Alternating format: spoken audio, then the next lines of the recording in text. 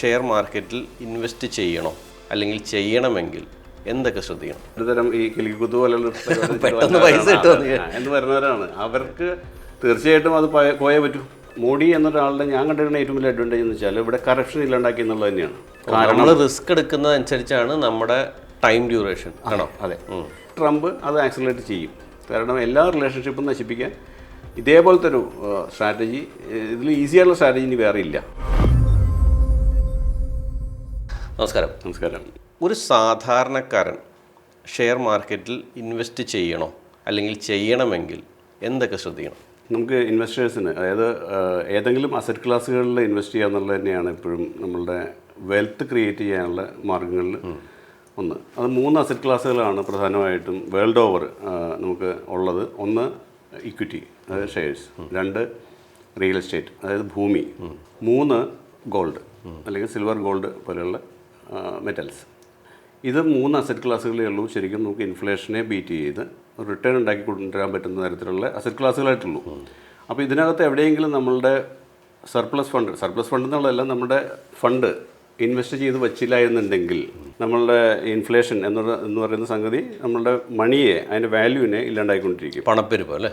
പണപ്പെരുപ്പം കൊണ്ടുണ്ടാകുന്ന മണിയുടെ വാല്യൂ ഇല്ലാണ്ടായിക്കൊണ്ടിരിക്കുക സത്യത്തിൽ ഉണ്ടാവുക. വെച്ചാൽ ഒരുപാട് മണി പ്രിൻറ്റ് ചെയ്ത് പുറത്തേക്ക് വന്നുകൊണ്ടിരിക്കുന്നുണ്ട്. ഇത് നമുക്ക് എവിടെയെങ്കിലും മേക്കപ്പ് ചെയ്യണമെന്നുണ്ടെങ്കിൽ, അല്ലെങ്കിൽ അത് മേക്കപ്പ് ചെയ്ത് പോകണമെന്നുണ്ടെങ്കിൽ അതിനേക്കാൾ ഗ്രോത്ത് ഉണ്ടാക്കാൻ പറ്റുന്ന ഏതെങ്കിലും അസറ്റ്, അല്ലെങ്കിൽ ആ ഗ്രോത്ത് ഉണ്ടാക്കുന്ന അസറ്റുകളിലേക്ക് ഇൻവെസ്റ്റ്മെൻറ്റ് കൊണ്ടുവരണം. ഗോൾഡിൻ്റെ പ്രത്യേകത എന്ന് വെച്ചാൽ അതിന് പ്രൊഡക്റ്റീവ് വാല്യൂ വേറെ ഒന്നുമില്ല അതിനകത്ത്. ഒരു മെറ്റലിൻ്റെ വാല്യൂ മാത്രമേ അതിനകത്തുള്ളൂ. അസറ്റ് വാല്യൂ ആണ്. ഒരു അസറ്റ് വാല്യൂ മാത്രമേ അതിനകത്ത് കിട്ടുന്നുള്ളൂ, അല്ലാണ്ട് അതിനപ്പുറത്തേക്കൊരു വാല്യൂ ഇല്ല. അതിനകത്ത് കിട്ടുന്ന വാല്യൂ എന്ന് പറയുന്നത് സത്യത്തിൽ രൂപയുടെ അല്ലെങ്കിൽ ഡോളറിൻ്റെ അല്ലെങ്കിൽ ബാക്കി കറൻസിയുടെ മൂല്യച്യുതിയാണ് ഇതിനകത്ത് അപ്രിസിയേഷനായിട്ട് നമുക്ക് കിട്ടുന്നത്. ശരി. അത് വേറെ സ്റ്റാഗ്നൻ്റ് ആയിട്ട് നിൽക്കുന്ന സാധനമാണ്. മറ്റേതിനെ എത്ര ഇറോഷൻ ഉണ്ടാവണോ അത് ഇവിടെ അപ്രിസിയേഷൻ നമുക്ക് ഫീൽ ചെയ്യണം മാത്രമേ ഉള്ളൂ. ഇക്വിറ്റിയിലുള്ള ഒരു പ്രത്യേകത എന്ന് വെച്ചാൽ ഇക്വിറ്റിക്കകത്ത് കമ്പനികൾ ഉണ്ടാക്കുന്ന ഗ്രോത്ത്, ഏണിങ്സ് ഗ്രോത്തിൻ്റെ പുറത്ത് വാല്യൂ അപ്രിസിയേഷൻ കിട്ടിക്കൊണ്ടിരിക്കും. റിയൽ എസ്റ്റേറ്റിലും അതുപോലെ തന്നെ. റിയൽ എസ്റ്റേറ്റ് ഒരു പ്രൊഡക്റ്റീവ് ഇത് ഒരു ഭാഗം അതിനകത്തുണ്ട്, അതിൽ നിന്നൊരു പ്രൊഡക്ടിവിറ്റി ഉണ്ട്.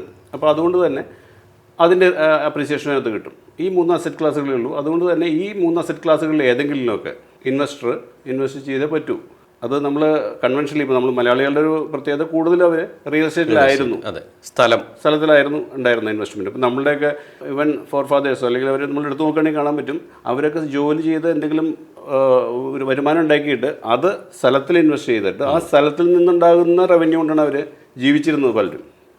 അപ്പോൾ ഇതേ രീതിയാണ് നമ്മൾ പിന്തുടരേണ്ടത്. അതായത് നമ്മൾ ഇൻവെസ്റ്റ് ചെയ്തുണ്ടാക്കുന്ന അസറ്റുകളിൽ നിന്ന് നമുക്ക് അതിൽ നിന്ന് റവന്യൂ ഉണ്ടാക്കാൻ പറ്റണം. ആ റവന്യൂ കൊണ്ട് നമുക്ക് നമ്മുടെ ചിലവ് കാണാൻ പറ്റണം. അല്ല, പക്ഷേ ഒരു സംശയം എന്ന് പറഞ്ഞാൽ ഇപ്പോൾ എപ്പോഴും ഈ സ്റ്റോക്ക് മാർക്കറ്റ്, ഇക്വിറ്റി എന്നൊക്കെ പറഞ്ഞാൽ ഒരു വലിയൊരു ലെവലിൽ അല്ലെങ്കിൽ വേറൊരു ക്ലാസ്സിൽ വർക്ക് ചെയ്യുന്ന അല്ലെങ്കിൽ ഇൻവെസ്റ്റ് ചെയ്യുന്ന ആൾക്കാർക്ക് പറ്റുന്നതാണെന്നൊരു ഇപ്പോൾ ധാരണ മാറി തുടങ്ങിയെങ്കിൽ ഒരു 10 വർഷം മുമ്പൊക്കെ അങ്ങനെയായിരുന്നു ഒരു ധാരണ. ചെറിയ ഇൻകമിൽ വെച്ച് അല്ലെങ്കിൽ ചെറിയ ഇൻകമുള്ള ഡെയിലി ഇൻകമുള്ള ആൾക്കാർക്കും ഇതിൽ ട്രേഡ് ചെയ്യാൻ പറ്റുമോ? ട്രേഡിംഗ് വ്യത്യാസമുണ്ട്. ഞാൻ ട്രേഡിങ്ങിനെ കുറിച്ച് സംസാരിക്കുന്നില്ല. ഇൻവെസ്റ്റ് ചെയ്യാൻ പറ്റുമോ എന്നുള്ളതിനെ കുറിച്ച് ആൻസർ ചെയ്യാം. അതായത് ഏതൊരു ഇൻകത്തിന് നമുക്ക് സ്റ്റാർട്ട് ചെയ്യാവുന്ന സംഗതി ഇക്വിറ്റി ഇൻവെസ്റ്റ്മെൻറ്റ്സ് എന്നുള്ളത്. പക്ഷേ ഇവിടെ ഒരു പ്രത്യേകത എന്ന് വെച്ചാൽ ഇതിനെക്കുറിച്ചുള്ള അവയർനെസ് ഇല്ലാത്തതിൻ്റെ മാത്രം കുഴപ്പമുള്ളൂ. നമ്മളുടെ കൂടെയുള്ളവരോ ബാക്കി മറ്റുള്ളവരൊക്കെ നമുക്ക് ഇതിനെക്കുറിച്ചൊരു ഇത് തരണം, ഒരു ഐഡിയ തരണം. ഒരു സ്പെക്കുലേറ്റീവ് നേച്ചറിലേക്ക് ഇതിനകത്തേക്ക് വന്ന ആളുകളിൽ നിന്ന് കിട്ടുന്ന ഫീഡ്ബാക്ക് ആയിരിക്കില്ല ശരിക്കും ഒരു ഇൻവെസ്റ്റർ സൈഡിൽ നിന്ന് കിട്ടുന്നത്. പൊതുവേ നമ്മളുടെ ഇവിടെ ഇൻവെസ്റ്റേഴ്സ് കുറവാണ് എന്നുള്ളതുകൊണ്ട് തന്നെയാണ് ശരിയായ പിക്ചർ പുറത്തേക്ക് വരാത്തത്. മനസ്സിലായി. ഇക്വിറ്റി അല്ലെങ്കിൽ ഷെയർ എന്ന് ഉടനെ ട്രേഡിംഗ് എന്നാണ് ഉടനെ ആളുകളുടെ വായിൽ വരുന്നത്. അതെ. അത് തന്നെ തെറ്റായിട്ടുള്ള കൺസെപ്റ്റാണ്. ശരി. ഒരു ഗാംബ്ലിംഗ് മെൻറ്റാലിറ്റിയാണ് ആ ട്രേഡിംഗ് എന്നുള്ള സാധനത്തിൽ കിടക്കുന്നത്. അത് ഡെയിലി ഇപ്പോൾ ഇൻട്രാഡേ ട്രേഡിംഗ് എന്നൊക്കെ പറഞ്ഞ പോലെ, അല്ലെങ്കിൽ ഇപ്പോൾ ഫ്യൂച്ചേഴ്സ് ട്രേഡിംഗ്, ഇതൊക്കെ ട്രേഡിംഗ് ആണ്. അത് ശരിക്കും ഒരു ഗാംബ്ലിംഗ് പോർഷൻ മാത്രമാണ് അതിൻ്റെ. അത് ഇൻവെസ്റ്റ്മെൻ്റ് അല്ല. അത് ഇൻവെസ്റ്റ്മെൻ്റ് അല്ല ഒരിക്കലും. ഇൻവെസ്റ്റ്മെൻറ്റ് എന്നുള്ള സംഗതിയിലെ ഇതിനകത്ത് റിട്ടേൺ ശരിക്കും ഉള്ളൂ. അത് പക്ഷേ വളരെ സ്ലോ ആണ്, സ്റ്റഡിയാണ്, ഒരുപാട് വലുതുമാണ്. അപ്പോൾ അങ്ങനത്തെ ഒരു റിട്ടേൺ കിട്ടണമെങ്കിൽ ആ പേഷ്യൻസ് നമുക്ക് ഇതിനകത്ത് വേണം. ഇൻവെസ്റ്റ് ചെയ്ത് നിൽക്കാനുള്ള പേഷ്യൻസ് വേണം. സ്റ്റോക്കിനെ ഐഡൻറ്റിഫൈ ചെയ്യാനുള്ള കഴിവ് വേണം, അല്ലെങ്കിൽ അതിനകത്തൊരു എക്സ്പെർട്ടൈസ് വേണം, അല്ലെങ്കിൽ ആ ചെയ്യാനുള്ളൊരു ശ്രമമെങ്കിലും നടത്തണം. പലപ്പോഴും ഈ തുടക്കക്കാർ വരുത്തുന്നൊരു പിഴവുകൾ എന്തൊക്കെയായിരിക്കും ഈ ഇൻവെസ്റ്റ്മെൻറ്റ് തുടങ്ങുമ്പോൾ? തുടക്കക്കാരിൽ നല്ലൊരു ശതമാനം വരുന്നത് ഇത് ഒരുതരം ഈ കിളിക്കുത്ത് പോലെയുള്ള പൈസ എന്ന് പറയുന്നവരാണ്. അവർക്ക് തീർച്ചയായിട്ടും അത് പോയേ പറ്റൂ. ലോകത്തിലെല്ലായിടത്തും ഈ 80-20 പ്രിൻസിപ്പിൾ ബാധകം എന്ന് പറയില്ല. നമ്മളിപ്പോൾ 80-20 പ്രിൻസിപ്പിൾ എന്ന് പറഞ്ഞാൽ ഇതിനകത്തും ബാധകമാണ്. 80% ഓഫ് ദ ഈവൻ ഇൻവെസ്റ്റേഴ്സോ ട്രേഡേഴ്സോ ആരോ ആയിക്കോട്ടെ, ആ ആളുകൾ ഇതിനകത്ത് ലൂസ് ചെയ്യുന്ന മണിയാണ് ബാക്കി 20% ഇവിടെ ഗെയിൻ ചെയ്തുകൊണ്ടിരിക്കുന്നത്. ഓ ശരി. ഇവിടെ നിന്നല്ല, എല്ലായിടത്തും അങ്ങനെ തന്നെയാണ്. ഇപ്പോൾ നമ്മൾ വേണ്ട, നമ്മുടെ ഒരു സ്ഥാപനം ആയിക്കോട്ടെ, അതിനകത്തൊരു 20% ആൾക്കാരെ ശരിക്കും വർക്ക് ചെയ്യേണ്ടതാണ്, ബാക്കി 80% വെറുതെ ആയിരിക്കും. അല്ലെങ്കിൽ നമ്മുടെ സമയം എടുത്തോളൂ, അതിനകത്ത് 20% ഓഫ് ദ ടൈം നമ്മൾ ശരിക്കും വർക്ക് ചെയ്യുന്നുള്ളൂ, അല്ലെങ്കിൽ നമുക്ക് പ്രൊഡക്റ്റീവായിട്ടോ അല്ലെങ്കിൽ നമുക്ക് നാളെ എന്തെങ്കിലും ഗുണകരമായിട്ടുള്ള കാര്യങ്ങൾ നമ്മൾ ചെയ്യുന്നുള്ളൂ അല്ലേ. ബാക്കി 80% ഓഫ് ദ ടൈം നമ്മൾ വേസ്റ്റ് ചെയ്യാണ്. അപ്പോൾ ഈ 80-20 പ്രിൻസിപ്പിൾ പറഞ്ഞ പോലെ തന്നെ ഇതിനകത്തേക്ക് നമ്മൾ വരികയാണെങ്കിൽ ഈ 20% ആൾക്കാർ തന്നെ ഇതിനകത്ത് ശരിക്കും ഗെയിൻ ചെയ്യുന്നുള്ളൂ. ശരി. അപ്പോൾ ആ 20% ആൾക്കാർ എന്ത് ചെയ്യണു എന്നുള്ളത് നമ്മൾ മനസ്സിലാക്കിയിട്ട് അവരുടെ പോലെയെങ്കിലും ആവാൻ ശ്രമിക്കുക ഒരു വഴി. പിന്നെ എളുപ്പവഴി വേറെ ഒന്നുണ്ട്. ഈ 80% ഓഫ് ആൾക്കാർ കാണിക്കുന്ന പണി നമ്മൾ ചെയ്യാണ്ടിരുന്നാലും മതി.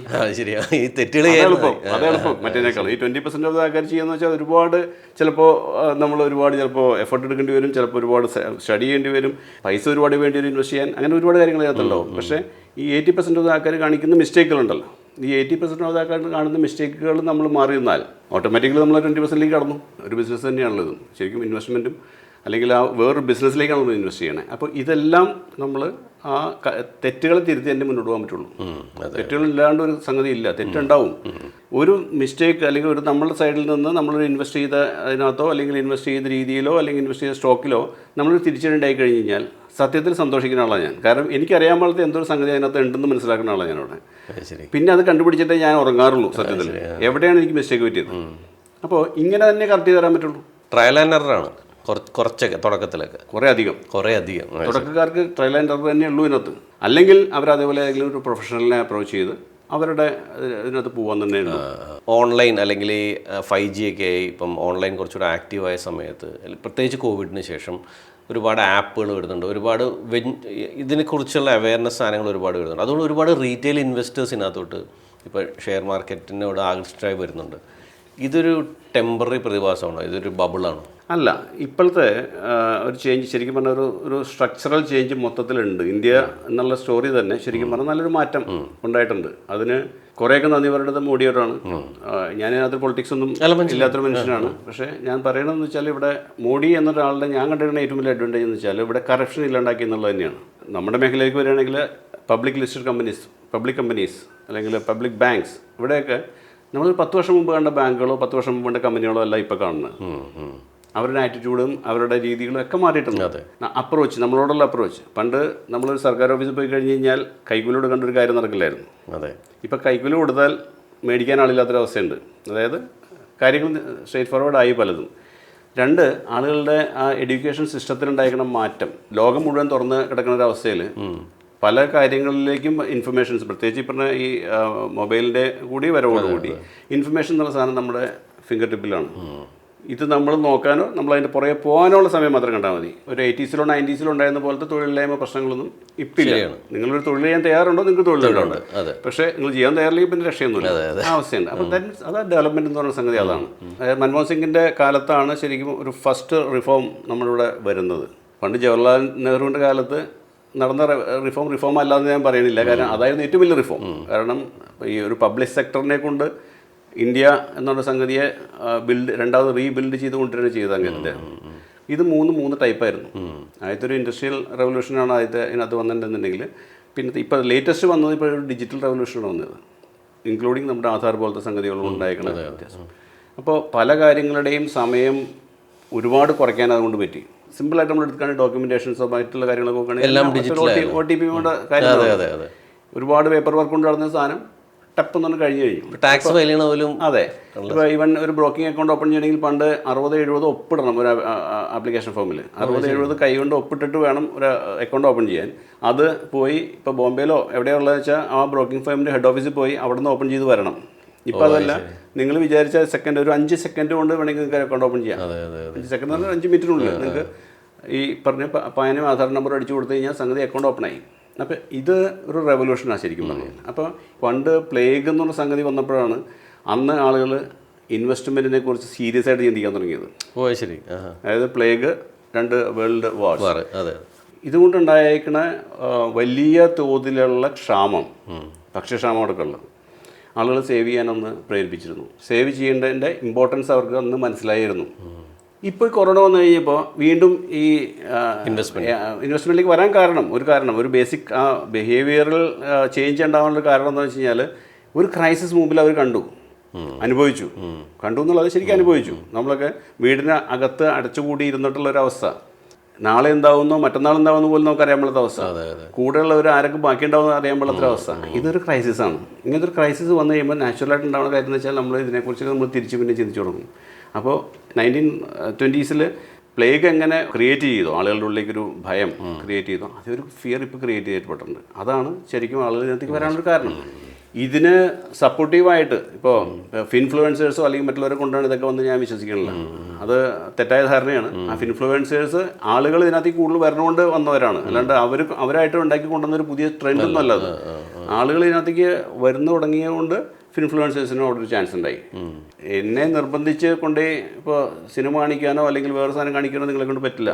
പക്ഷേ എനിക്കത് കാണേണ്ട ഒരു ആവശ്യം വന്നാൽ, എനിക്ക് ഒരു നിലവാരം അല്ലെങ്കിൽ ഒരു നിലയിലേക്ക് ഞാൻ എത്തിക്കഴിഞ്ഞാൽ ഞാൻ തന്നെ ഫോളോ ചെയ്യും, ഞാനത് ചെയ്യും, അതിന് പറയുന്നില്ല അല്ലേ.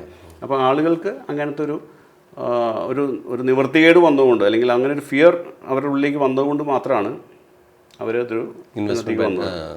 Short term investment, long term investment, രണ്ട് സാധനങ്ങളുണ്ട്. ഇപ്പോൾ എൻ്റെയൊക്കെ ധാരണ എന്ന് പറഞ്ഞാൽ ഒരു 2 വർഷമാണ് ഈ ലോങ് ടേം ഇൻവെസ്റ്റ്മെൻറ്റ് എന്നാണ്.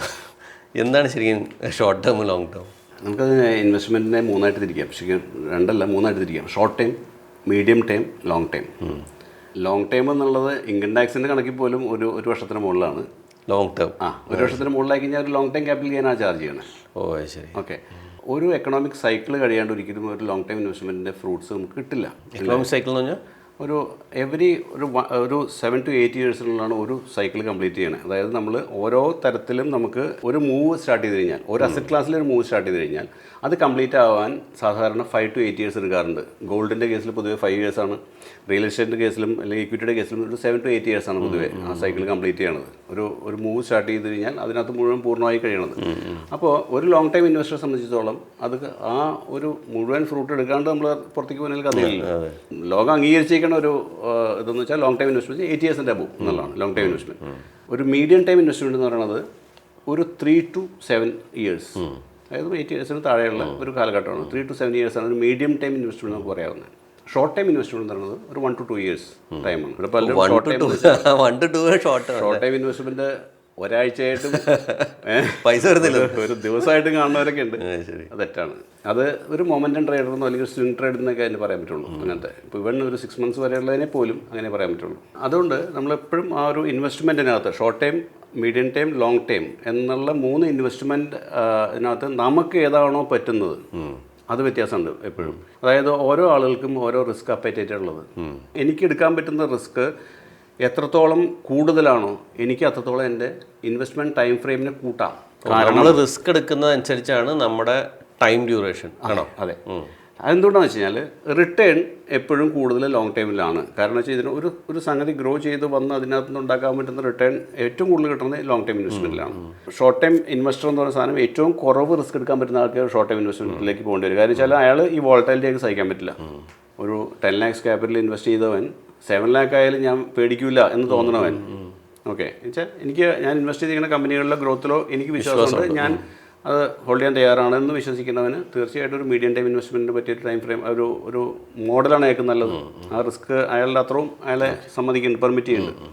അതിനപ്പുറത്തേക്ക് ഇപ്പോൾ ഒരു 30% മുകളിൽ പോയാലും സാധാരണ എല്ലാ മാർക്കറ്റ് വീഴ്ചകളിലും ഏറ്റവും നല്ല സ്റ്റോക്കുകൾ പോലും ഒരു 30 to 40% കറക്റ്റ് ചെയ്യും.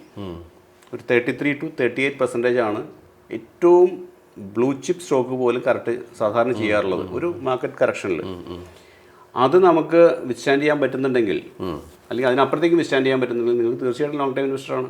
ഓക്കെ. അത് നിങ്ങൾ ലോങ് ടൈം ഇൻവെസ്റ്റ് ചെയ്യാവൂ, നിങ്ങളവിടെ ഷോർട്ട് ടൈം ഇൻവെസ്റ്റ്മെൻറ്റ് പോകരുത്.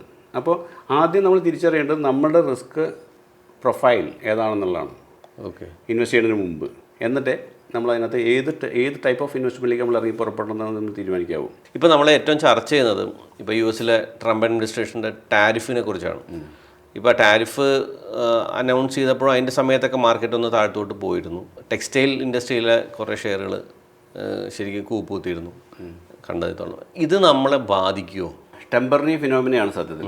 ഈ താരിഫ് എന്ന് പറഞ്ഞാൽ താരിഫ് കൊണ്ടുണ്ടാക്കുന്ന ത്രെട്ട്. ഇത് ശരിക്കും ഇത് ഒരുപക്ഷെ ഈ ഡോളറൈസേഷനെതിരെ നടക്കുന്ന ഒരു വലിയ മൂവ്മെൻ്റ് അതിൻ്റെ ഭാഗമാണ് ഇതൊക്കെ.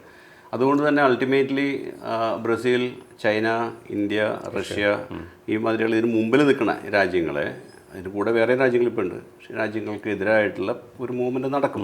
ഇത് പക്ഷേ നമ്മൾ വിത്ത്സ്റ്റാൻഡ് ചെയ്യുന്നുള്ള തന്നെയാണ് എൻ്റെ ഒരു കണക്കുകൂട്ടൽ. കാരണം നമ്മളും ഇപ്പോൾ ചൈനയും ഒക്കെ അടക്കമുള്ള എന്ന് വെച്ചാൽ ഒരു ഗ്രോയിങ് എന്ന സ്റ്റേജിലുള്ള രാജ്യങ്ങളാണ്. അമേരിക്ക നേരെ തിരിച്ചാണ്. അവരുടെ ഗ്രോത്ത് കഴിഞ്ഞ് അവർ സ്റ്റാഗ്നൻ്റ് ആയിരുന്നു, ഇപ്പോൾ അവർ താഴത്തേക്ക് പോകുന്ന ഒരു ശരി. അതിന് വലിയൊരു ഘടകം എന്ന് വെച്ചാൽ ഇവർ ഈ 1930s ആണ് ഇവർ ഡോളറിനെ പിടിച്ചു നിർത്തി, അതായത് മുൻനിർത്തിക്കൊണ്ടൊരു എക്കണോമി അങ്ങോട്ട് മുന്നോട്ട് കൊണ്ടുവന്നു, അതിൻ്റെ ആശയം മുന്നോട്ട് കൊണ്ടുവന്നു. അത് നല്ലൊരു രീതിയിൽ പോയി, എല്ലാം കഴിഞ്ഞു. ഇതെല്ലാം കഴിഞ്ഞ് 2008 ക്രൈസിസ് കഴിഞ്ഞതോടുകൂടി, ലെമൻ ക്രൈസിസ് കഴിഞ്ഞതോടുകൂടി ഡോളറിൽ അവർ അതുവരെ നിലനിർത്തിയിരുന്ന ഒരു ഡിസിപ്ലിൻ ഉണ്ട്. അതായത് ഡോളർ പ്രിൻ്റ് ചെയ്തിറക്കുന്നതിന് അവർ നടത്തിയിരുന്ന ഡിസിപ്ലിൻ, ആ ഡിസിപ്ലിനാണ് സത്യത്തിൽ ഡോളറിൽ ഇത്രയധികം വിശ്വാസം ആളുകൾ ഉണ്ടാക്കിച്ചിരുന്നത്, നിലനിർത്തിയിരുന്നത്. അതവർ കളഞ്ഞു, നിവൃത്തിയില്ലാണ്ടാണ് അവർ കളഞ്ഞത്. കൊറോണ വന്നപ്പോൾ വീണ്ടും അവർക്ക് അത് കൊറോണ എന്നുള്ളതല്ല, പിന്നീട് വന്ന എല്ലാ ഇഷ്യൂസിനും അവർ ഹാൻഡിൽ ചെയ്തേക്കണത് കൂടുതൽ മണി പ്രിൻ്റ് ചെയ്തുകൊണ്ടാണ്. മണി സപ്ലൈ എന്നുള്ള സാധനം അത് ഇന്ത്യയും ഫോളോ ചെയ്യണ അതേ സിസ്റ്റം തന്നെയാണ്.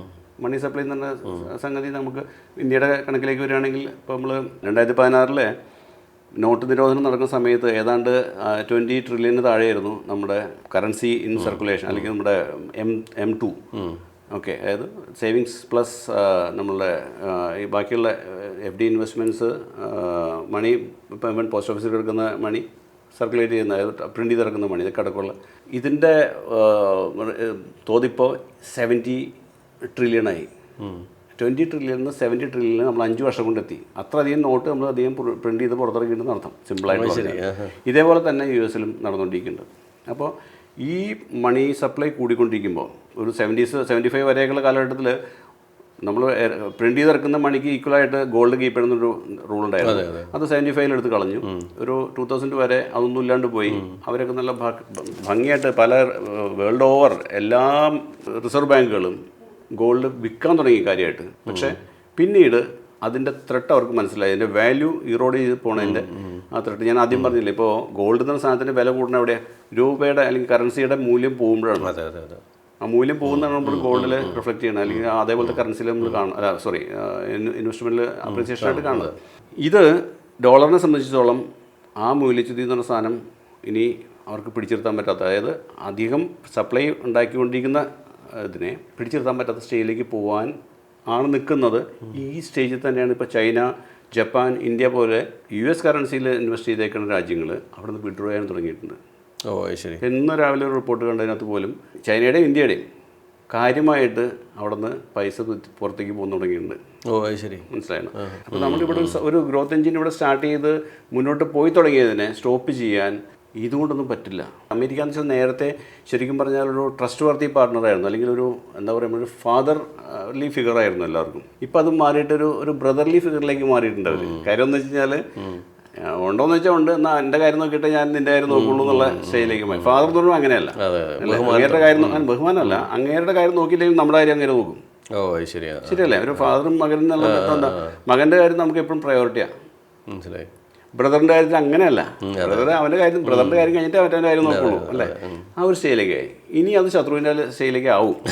ശരി, വലിയ താമസമില്ലാണ്ട്. കാര്യം വെച്ചാൽ അവരുടെ, പ്രത്യേകിച്ച് ട്രംപ് അത് ആക്സിലറേറ്റ് ചെയ്യും. കാരണം എല്ലാ റിലേഷൻഷിപ്പും നശിപ്പിക്കാൻ ഇതേപോലത്തെ ഒരു സ്ട്രാറ്റജി, ഇതിൽ ഈസിയായിട്ടുള്ള സ്ട്രാറ്റജി ഇനി വേറെ ഇല്ല. അമേരിക്കയ്ക്ക് നശിക്കാൻ വേണ്ടിയിട്ടുള്ള ഏറ്റവും വലിയ സംഗതിയാണ് ഇപ്പോഴത്തെ പുതിയ പ്രസിഡന്റ് എന്ന് പറയുന്നത്. അപ്പോൾ അദ്ദേഹം കാണിക്കുന്ന ഈ വങ്കത്തരങ്ങൾ സഹിക്കാണ്ടായിരിക്കും മിക്കവാറും മസ്ക് വരെ കൂടെ പുള്ളിയുടെ കൂടെ നിന്ന പുള്ളി വരെ പുറത്തു പോയി. ഇനി ചിലപ്പോൾ ഒരു പക്ഷേ ഈ പ്രസിഡന്റ് എന്നുള്ള നിലയിൽ ചിലപ്പോൾ ഒരു പക്ഷേ നിങ്ങൾക്ക് തുടരാൻ പറ്റാത്ത സ്ഥിതി വരെ ചിലപ്പോൾ അവിടെ വന്നു ചേരാം. കാരണം ഇത് അമേരിക്കയെ സംബന്ധിച്ചിടത്തോളം ഉണ്ടാക്കാൻ പോകുന്ന ബുദ്ധിമുട്ട് ബാക്കി രാജ്യങ്ങൾക്ക് ഉണ്ടാക്കാവുന്ന ബുദ്ധിമുട്ടേക്കാൾ കൂടുതലാണ്. കാരണം ഓൾറെഡി അവിടെ ഇൻഫ്ലേഷൻ കൊണ്ട്, അല്ലെങ്കിൽ ഈ പറഞ്ഞ വിലക്കയറ്റം കൊണ്ട് പൊറുതിമുട്ടി കഴിഞ്ഞാൽ അവിടെ ഈ റേറ്റ് വെച്ച് കഴിഞ്ഞാൽ, ഇത്രയധികം റേറ്റുകൾ വെച്ച് കഴിഞ്ഞാൽ, കാരണം ഇത്രയും ചീപ്പായിട്ട് ഇവിടുന്ന് കിട്ടണോണ്ടാണ് അമേരിക്കാരെന്ന് മേടിക്കുന്നത്, അല്ലാണ്ട് നമ്മളുടെ സ്നേഹം കൊണ്ട് മേടിക്കണമെന്നല്ല, അല്ലേ? നമ്മുടെ ഇവിടുന്ന് ഓരോ സാധനങ്ങൾ മേടിക്കണം എന്തുകൊണ്ടാണ്? നമ്മുടെ ഇവിടുന്ന് ആ സാധനം ചീപ്പായിട്ട് കിട്ടണോണ്ട് മാത്രമാണ്. അപ്പോൾ അവരുടെ ആവശ്യമാണ് ചീപ്പായിട്ട് കിട്ടുക എന്നുള്ളത്. അതിന് താരിഫ് കയറ്റി വെച്ച് കഴിഞ്ഞാൽ അനുഭവിക്കാൻ പോകുന്നത് അമേരിക്കക്കാരനാണ്, ഇന്ത്യക്കാരനല്ല. ഇന്ത്യക്കാരന് വേറെ മാർക്കറ്റിൽ കിട്ടും, വേറെ എവിടെയെങ്കിലും പോയി ഓപ്പൺ ചെയ്യുകയും ചെയ്യും, അത് നടന്നിരിക്കും. അല്ലെങ്കിൽ ഗവൺമെൻറ് ഇപ്പോൾ എടുത്ത പോലത്തെ മെഷേഴ്സ് എടുത്ത് ഇവിടെ നമുക്ക് അതിനനുസരിച്ചിട്ടുള്ള ബുദ്ധിമുട്ടില്ലാണ്ടാക്കാനുള്ള വഴികൾ തേടിക്കോളും. അതുകൊണ്ട് താരിഫിനെ ഒരു പരിധിക്ക് അപ്പുറത്തേക്കൊന്നും ഭയപ്പെടേണ്ട കാര്യമൊന്നുമില്ല. അതൊരു വിഷയമല്ല എന്നുള്ള അഭിപ്രായക്കാരനാണ് ഞാൻ. അല്ല, ഈ ഒരു പ്രശ്നമുള്ളതുകൊണ്ട് നമ്മുടെ ഇൻറ്റേർണലായിട്ടുള്ള ഈ സപ്ലൈ ചെയിൻ അല്ല അങ്ങനത്തെ കാര്യങ്ങൾ നമ്മുടെ ഇൻറ്റേർണലായിട്ട് ഈ കമ്പനിയുടെ ഗ്രോത്തിന് അത് ഗുണം ചെയ്യും. അതെന്താ വെച്ചാൽ ഇപ്പോൾ നമ്മളിവിടെ കഴിഞ്ഞൊരു 15 വർഷമായിട്ട് ഇൻഫ്രാസ്ട്രക്ചർ ഗ്രോത്ത് നമ്മൾ ഒരുപാട് ഉണ്ടാക്കി വന്നിട്ടുണ്ട്. റോഡുകളും റെയിലും ഒക്കെ നമ്മൾ ഒരുപാട് കൂട്ടിയിട്ടുണ്ട്. ഇനി നമുക്ക് വേണ്ടത് ലോജിസ്റ്റിക് ചെയിൻ ഇമ്പ്രൂവ്മെൻ്റ് ആണ് വേണ്ടത്. അത് ചിലപ്പോൾ ഒരു പക്ഷേ ഈ ട്രംപ് ഉണ്ടാക്കി വെച്ച് ഈ കോലാഹലം കൊണ്ട് കുറേ കൂടി മെച്ചപ്പെട്ട് ഉണ്ടാവും തന്നെ വിശ്വസിക്കാം. കാരണം ഇവിടെ കൺസംഷന് നമുക്ക് യാതൊരു കുറവൊന്നുമില്ല. അതായത് നമ്മൾ അതിന് മാത്രം ഇത്രയും പോപ്പുലേഷനുള്ള ഡെമോക്രസി രാജ്യം വേറെ ഇല്ല. അപ്പോൾ ഇവിടെ നമുക്ക് കൺസ്യൂം ചെയ്യാവുന്ന സാധനങ്ങളൊക്കെ തന്നെ ഇവിടെ ഉണ്ടാവുള്ളൂ. ശരിയാണ്. പക്ഷേ പ്രോപ്പറായിട്ട് സമയത്ത് സ്ഥലങ്ങളിൽ എത്തുക എന്നുള്ള ഒരു ഇമ്പോർട്ടൻറ്റ് ഭാഗമാണ്. ശരിയാണ് അല്ലേ? അപ്പോൾ അതിന് ഈ ലോജിസ്റ്റിക്സ് ചെയിന് കുറേയും കൂടി ഇമ്പ്രൂവ് ചെയ്യേണ്ട, അല്ലെങ്കിൽ നമ്മുടെ ഷിപ്പിംഗ് അടക്കം ഉള്ള പല ഇതിനെയും നമ്മൾ ഇമ്പ്രൂവ് ചെയ്യേണ്ട നടപടികൾ നമ്മൾ ആരംഭിച്ചിട്ടുണ്ട്. നമ്മൾ ഓൾറെഡി ഇപ്പോൾ ഒരു 2 മാസം 1.5 മാസം മുമ്പ് ഒരു 100 വർഷം പഴക്കമുള്ള ഷിപ്പിംഗ് ബില്ല് വരെ നമ്മൾ പുതിയതായിട്ട് വേറെ പുതിയ നിയമം ഉണ്ടാക്കി. 100 വർഷം മുമ്പാണ് ഇത് ഉണ്ടാക്കി വെച്ചിരുന്നത്. ബ്രിട്ടീഷുകാരുണ്ടാക്കി വെച്ച നിയമമാണ്, അതിപ്പോൾ മാറ്റി. ഇതൊക്കെ പല കാര്യങ്ങളും സ്പീഡപ്പ് ചെയ്യാൻ ഹെൽപ്പ് ചെയ്യും. ഇപ്പോൾ ഷിപ്പിംഗ് ഇൻഡസ്ട്രി ശരിക്കും പറഞ്ഞു കഴിഞ്ഞാൽ ഇന്ത്യയിൽ കമ്പനികൾ നമ്മൾ എടുത്തു നോക്കുകയാണെങ്കിൽ തന്നെ വളരെ ചുരുക്കം കമ്പനികളുണ്ട്. ഷിപ്പിംഗ് കമ്പനീസ്, ലിസ്റ്റഡ് കമ്പനീസാണ് പറഞ്ഞത്. എന്തുകൊണ്ടാണ്? ശരിക്കും പറഞ്ഞാൽ അവിടെ ഉണ്ടാവുന്ന ഈ ബോട്ടിൽ നെക്സുകൾ കൊണ്ട് തന്നെയാണ് ഇതെല്ലാം മാറ്റാൻ. ഈ നിയമങ്ങൾ ഒരുപാടെണ്ണം മാറിക്കൊണ്ടിരിക്കുന്നുണ്ട്. ഇപ്പോൾ ഇത് മാറുന്നത് പലതും നമ്മൾ പലരും അറിയണ പോലുമില്ല. ഇവൻ ഈ മാധ്യമങ്ങൾ പലയിടത്തും കാണുന്ന പോലുമില്ല പലതും. പക്ഷേ ഈ മാറ്റങ്ങൾ വലിയൊരു മാറ്റം നമ്മുടെ മൊത്തത്തിൽ ആ സെറ്റപ്പിൽ ഉണ്ടാക്കിയിരിക്കുന്നത്. ആ സെറ്റപ്പ് ചേഞ്ച് ചെയ്യണത് തീർച്ചയായിട്ടും ഒരു നെക്സ്റ്റ് 10 to 20 years നമ്മളെ പിടിച്ചാൽ കിട്ടാത്ത നിലയിലേക്ക് കൊണ്ടുപോകാവുന്ന ഗ്രോത്തുകളുണ്ട്. അപ്പോൾ നമ്മൾ ഏതൊക്കെ സെക്ടേഴ്സ് ആയിരിക്കണം ശ്രദ്ധിക്കേണ്ടത് ഇനി? അങ്ങനെ വല്ലതും പറയാൻ പറ്റുമോ നമുക്ക്? ഇപ്പോൾ ഒരു ഇൻവെസ്റ്റ്മെൻറ്റ് ആംഗിളിലാണ് നിങ്ങൾ ആ ചോദ്യം ചോദിച്ചെങ്കിൽ അങ്ങനെ ഒരു സെക്ടേഴ്സിലേക്ക് നമ്മുടെ ചിന്ത നിർത്തുന്നതിന് എനിക്കൊരു അഭിപ്രായമില്ലാത്തൊരു കാര്യമാണ്. കാരണം അതെപ്പോഴും വളരെ ഒരു ഷോർട്ട് ടൈമിൽ മാത്രം ഉണ്ടാവുന്ന ഒരു നീക്കമാണ്. ഒരു 6 മാസം അല്ലെങ്കിൽ 8 മാസത്തേക്കാണ് ഒരു സെക്ടർ ബൂം ഉണ്ടാവുക സാധാരണ. അതേ സമയങ്ങളിൽ തന്നെ നല്ല കമ്പനികൾ, നല്ല മാനേജ്മെൻറ്റുള്ള കമ്പനികൾ ഇവർ കണ്ടിന്യൂസ് ഗ്രോ ചെയ്തുകൊണ്ടിരിക്കുന്നുണ്ട്. എന്തിനാണ് നമ്മൾ ഒരു സെക്ടറിൻ്റെ പുറകേക്ക് പോകണേ? സെക്ടറിൻ്റെ പുറകെ പോകുമ്പോൾ ഒരു കുഴപ്പമുണ്ടാകുന്ന വെച്ച് കഴിഞ്ഞാൽ ആ സെക്ടറിന് എവിടെയും ഏതൊരു സെക്ടറിനകത്ത് ഒരു സെറ്റ് ബാക്ക് മതി അതിനെ മുഴുവൻ ഇല്ലാണ്ടാക്കി കളയാൻ. ഒറ്റ സെറ്റ് ബാക്ക്. അപ്പോൾ ഒരു സെക്ടർ ഭൂമിയിലേക്ക് കഴിയുന്നത് ഇൻവെസ്റ്റ് ചെയ്യരുതെന്നുള്ള, അല്ലെങ്കിൽ ആ സെക്ടർ റൊട്ടേഷനുകളിൽ കിടന്ന് ഈ ചുറ്റിക്കറങ്ങരുതെന്നുള്ള അഭിപ്രായക്കാരനാണ് ഞാൻ. പൊതുവേ ഓരോ ആളുകൾ ഓരോ ടൈപ്പാണ്. അതായത് ആളുകൾക്ക് പലതരത്തിലുള്ള ടേസ്റ്റാണ്. സെക്ടർ റൊട്ടേഷനുകളിൽ മാത്രം ചേൺ ചെയ്ത് അല്ലെങ്കിൽ അതിനകത്ത് മാത്രം പോയിക്കൊണ്ടിരിക്കുന്ന ആൾക്കാരുണ്ട്.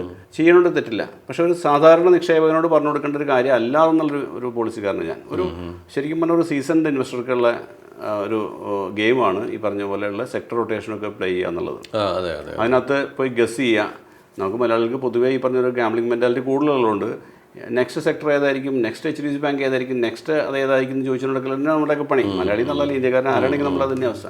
അപ്പോൾ ഒരു നെക്സ്റ്റ് സെക്ടർ എന്നോ അല്ലെങ്കിൽ നെക്സ്റ്റ് സെഗ്മെൻ്റ് എന്നോ പറഞ്ഞ് പോകേണ്ട കാര്യമില്ല. സത്യത്തിൽ നമുക്ക് അവൈലബിൾ ആയിട്ടുള്ള പ്രൂവ്ഡ് ആയിട്ടുള്ള, അതായത് നമ്മളൊരു നേരത്തെ പറഞ്ഞ മാനേജ്മെൻറ്റിൻ്റെ കേസിലാണെങ്കിലും ആ പ്രൊഡക്റ്റിൻ്റെയോ അല്ലെങ്കിൽ ബാക്കി ആ കമ്പനിയുടെ മൊത്തത്തിലുള്ള ആ ഗ്രോത്ത്, നമ്മളൊരു ഏർണിങ്സ് ഗ്രോത്തിൻ്റെ കാര്യത്തിലാണെങ്കിലും ട്രാക്ക് റെക്കോർഡുള്ള കമ്പനികളിലേക്ക് എപ്പോഴും ഇൻവെസ്റ്റ് ചെയ്യാൻ ശ്രമിക്കുക സാധാരണ ഇൻവെസ്റ്റേഴ്സ്. ഈ കഴിയുന്നതും നെഗറ്റീവ് ഫ്ലോ വരുമ്പോൾ ആ സാധനത്തിനകത്ത് എല്ലാവരും കൂടി നോ പറഞ്ഞ സമയം, അതാണ് ശരിയായി ഇൻവെസ്റ്റ് ചെയ്യാനുള്ള സമയം.